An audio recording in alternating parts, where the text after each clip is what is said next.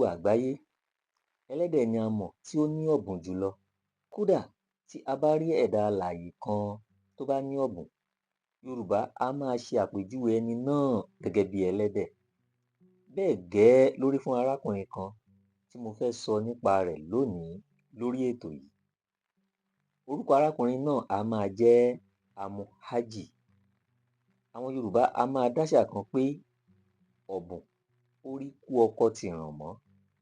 Ìtumọ̀ àṣàmọ̀ ọ̀rọ̀ yìí ni pé nígbà tí èèyàn jẹ́ obìnrin ọ̀bùn tí aṣọ ọrùn rẹ̀ sì dọ̀tí bíi ti ẹlẹ́dẹ̀, tí wọ́n wá bi í léèrè pé aṣọ ọrùn rẹ yìí mà dọ̀tí, kí ló dé tó lè fọ aṣọ kó o tó gbé wọ̀ sọ́rùn? Ọ̀bùn á sì máa dá wọn lóhùn pé ikú ọkọ òun ló fà á. Tí ọkọ òun bá ń bẹ láyé ni òun ò bá gba owó tí òun fi ra ọṣẹ fọṣọ. Ẹ gbọ́ ná, tí ọkọ rẹ̀ bá wà láàyè ńkọ́? Ọ̀bùn ò lè ṣe kó má hùwà ọ̀bùn. Bẹ́ẹ̀ gẹ́lẹ́ ló rí fún ọkùnrin tí mò ń sọ̀rọ̀ rẹ̀ yìí. Arákùnrin tí mò ń sọ̀rọ̀ yìí, orúkọ rẹ̀ á máa jẹ́ Amuhaji gẹ́gẹ́ bí mo ti sọ ní àkọ́kọ́. Ọmọ orílẹ̀-èdè Iran ni. Odidi 60 ọdún gbáko ni kò fi omi kan ara rẹ̀ pé òun fẹ́ wẹ̀, yálà kí ó ṣan ara ni tàbí fi kànìnkàn wẹ̀.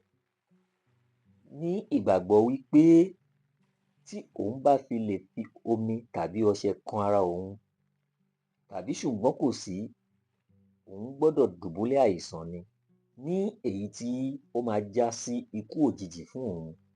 Wọ́n bí Amuhaji ní August 20, 1928 ní orílẹ̀-èdè Iran ní ìlú àwọn Lárúbáwá.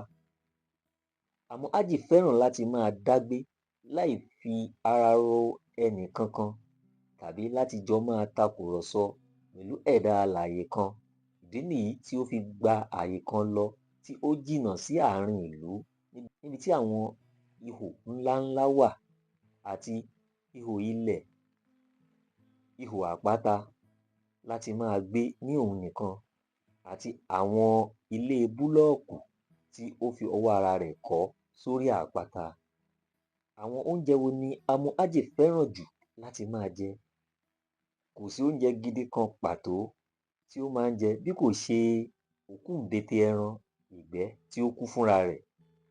Ṣùgbọ́n nípa ká mu sìgá, ọ̀gá ni Amuhaji. Bó tilẹ̀ jẹ́ wípé àrà ọ̀tọ̀ tún ni sìgá rẹ̀ ní mímu. Ìgbẹ́ àwọn ẹranko ni Amuhaji máa ń kó papọ̀ tí ó máa kó sínú pépà tó máa wé e gẹ́gẹ́ bí sìgá tí yóò sì máa mú. Kódà a tún máa já irun orí rẹ̀ díẹ̀ mọ́ sínú pépà náà kí ó tó fi iná sí i kó tó di fífà mu.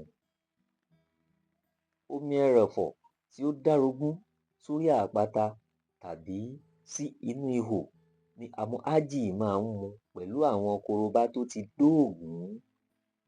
Ìgbé ayé ọkùnrin ọ̀bùn yìí ń gbé bẹ́ẹ̀ fún odidi 60 ọdún níbi tí òun nìkan ti ń ṣàtìpó nínú igbó láìsí ọmọ, ìyàwó tàbí ẹbí àti ojúlùmọ̀ níbẹ̀. Ṣùgbọ́n ṣá, nígbà tí ọkùnrin ọ̀bùn yìí pé ọmọ ọdún 84, ìyẹn 94 years, ó pinnu láti bu omi sára kí ó wẹ̀ pẹ̀lú ọṣẹ. Lẹ́yìn oṣù díẹ̀ tí ó wẹ̀ kí ara rẹ̀ lè mọ́ kí òun náà jáwọ́ kúrò níbi ìgbé ayé ọ̀bùn ni ó jẹ́pẹ̀ Ọlọ́run ní October 25, 2022.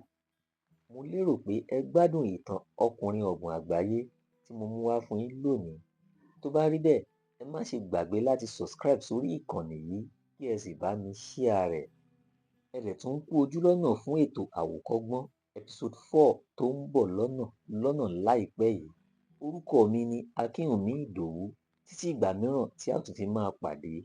Ire o.